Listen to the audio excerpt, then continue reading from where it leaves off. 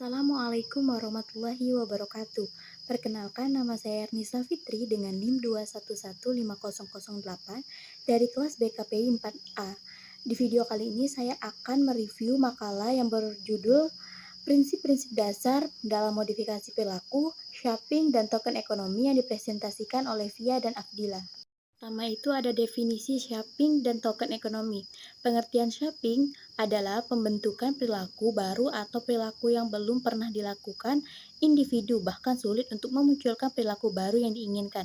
Shopping didefinisikan sebagai perkembangan perilaku baru oleh pendekatan yang berurutan dari perilaku yang ingin dicapai. Terkadang perilaku baru dapat terjadi ketika seseorang individu menunjukkan beberapa perilaku awal, serta lingkungannya atau orang lain. Shopping atau membentuk sebagai penguat diferensial yang melibatkan prinsip-prinsip dasar penguatan dan kepunahan. Itu ada pengertian token ekonomi. Token ekonomi adalah sebuah teknik modifikasi perilaku dengan cara pemberian token atau suatu tanda atau isyarat sesegera mungkin setiap kali setelah perilaku sasaran muncul. Token ekonomi dibuat berdasarkan prinsip conditioning reinforcement. Conditioning reinforcement ini adalah stimulus yang tidak secara langsung menguatkan perilaku, namun stimulus tersebut bisa menjadi penguat jika dipasangkan dengan respons lain.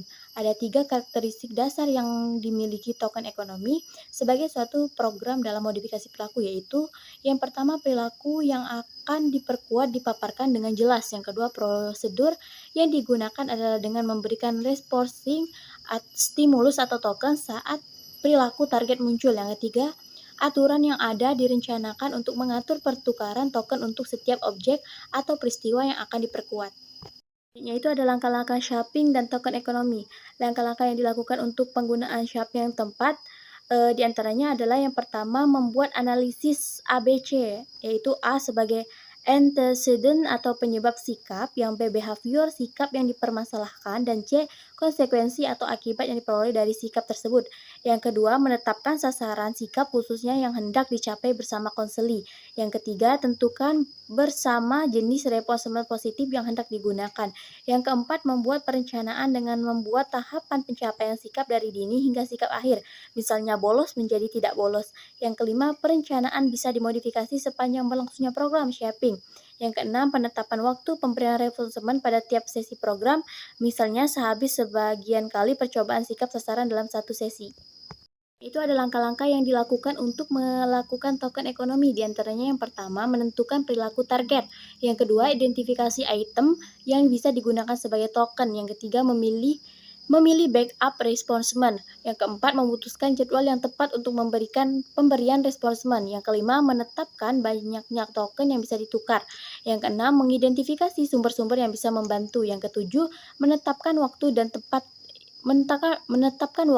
tempat penukaran token. Yang terakhir, menyiapkan manual atau pedoman token ekonomi pada klien dan staff.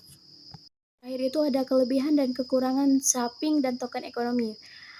Kelebihan dari teknik shopping yaitu yang pertama, ada hasil konkret atau nyata yang didapat, atau yaitu perubahan perilaku jika klien center terapi humanistik dan lain-lain lebih bersifat abstrak dan menetapkan pada insting yang diperoleh konseli. Yang kedua, pembuatan tujuan terapi antara terapis dan klien di awal sesi terapi dan hal itu dijadikan sebagai acuan keberhasilan proses terapi.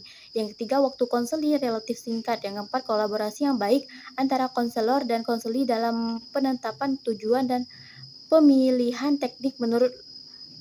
teknik. Nah, kelemahan dari teknik shopping ini yaitu beberapa perilaku tidak bisa dibiarkan terjadi meski pada saat itu sedang pada tahap punah.